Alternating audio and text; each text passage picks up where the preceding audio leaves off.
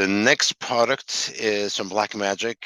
Who doesn't know Blackmagic? Who doesn't have a Blackmagic camera? You're a small, medium, high-end production. You have a Blackmagic camera somehow, somewhere, fitting the profile of a certain project. So, I can say, we're very, very happy to have such a strong relationship with Blackmagic. I think, we're with the early dealer adopters, of Blackmagic, and we believed in the brand and we believed in the cameras. I think people were dismissive of cameras early on, and they've made a mark in the industry, like no one would have expected, really.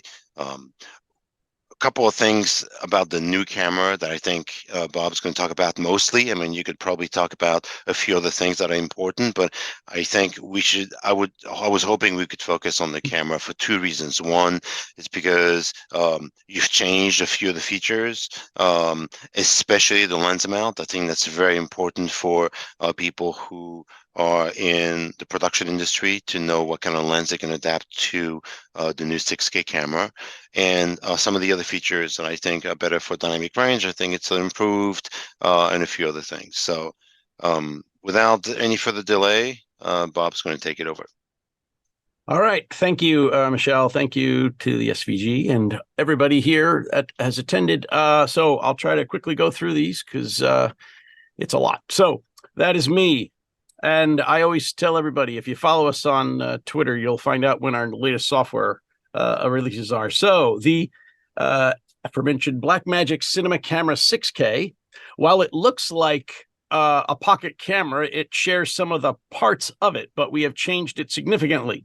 It is a 6K camera, and it is a full frame camera. So it's a much larger sensor, and it features the L mount. So we were invited to the L mount consortium, and we were able to make this new camera with the L mount. Now, the beauty of that is that it's obviously closer to the sensor, so it's to be able to shoot full frame.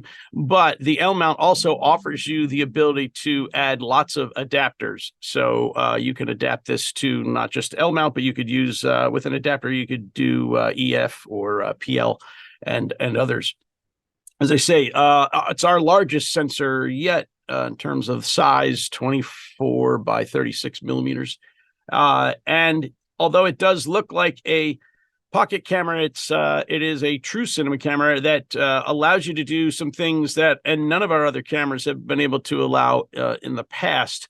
While it does have the same touchscreen as a Blackmagic Pocket Cinema Camera 6K Pro, it also, which is a 1500 nit lens, it also has the ability to shoot both Blackmagic RAW as well as proxies at the same time. We're using a new recording medium for us, which is CF Express, which are definitely designed to record media, motion media, much better suited anyway for that, as well as the ability to use a SSD drive. So that external drive capability is something that we've had in the others, but this way you have the ability to record either way. You can also shoot vertically, which we had added to the pocket cameras. Although I'm not a big fan of the vertical, apparently I'm old, so that's what happens. As I say, we have the ability to shoot with the screen. It has an optical low pass filter on it already. And some of the footage that we have available on the website, you can download to see some of the images, and they're pretty stunning. We've had, fortunately, I will announce that the factory has started to ship them out. So resellers should see them by the end of the month, which is always great.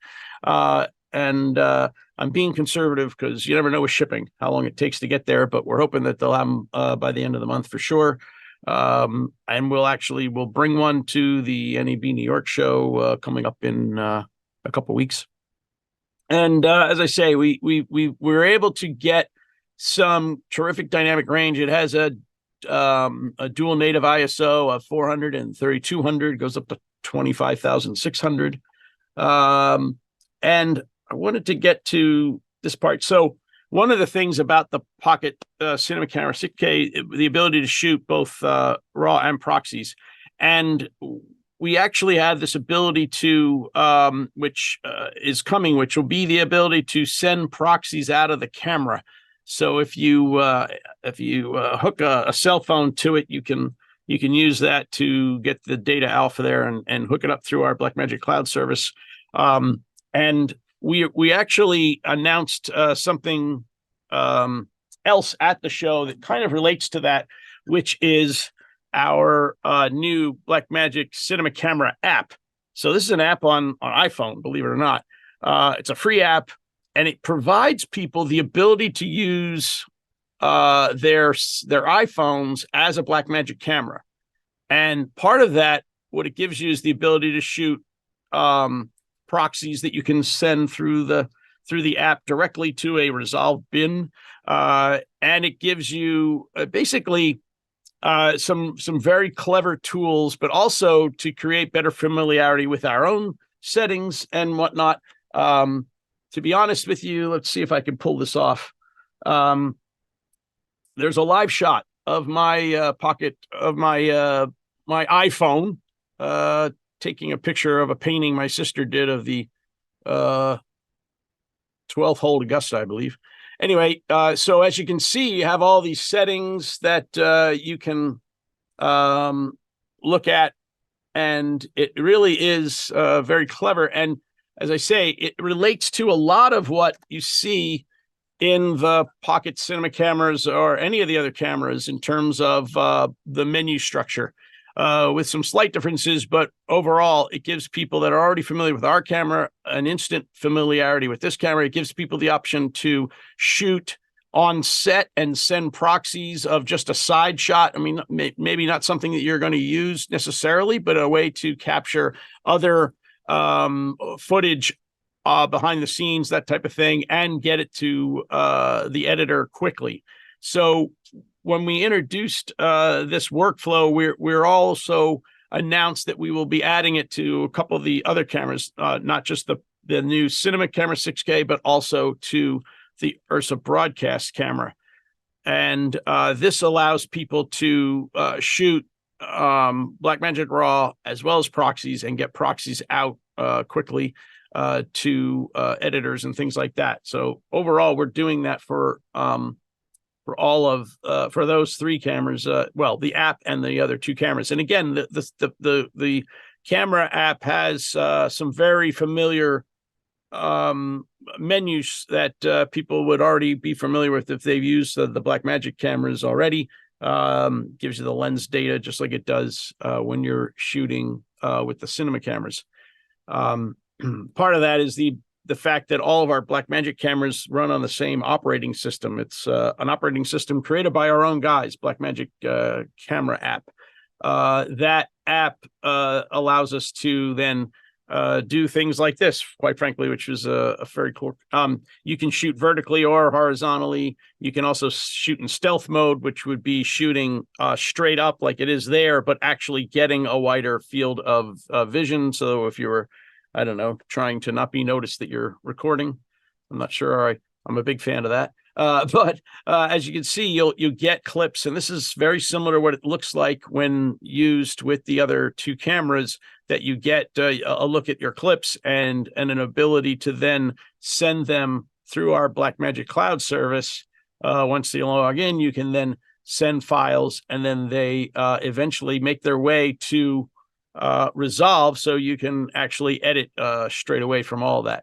And the app itself is available on the App Store. It's only for iOS devices at this point. It is free.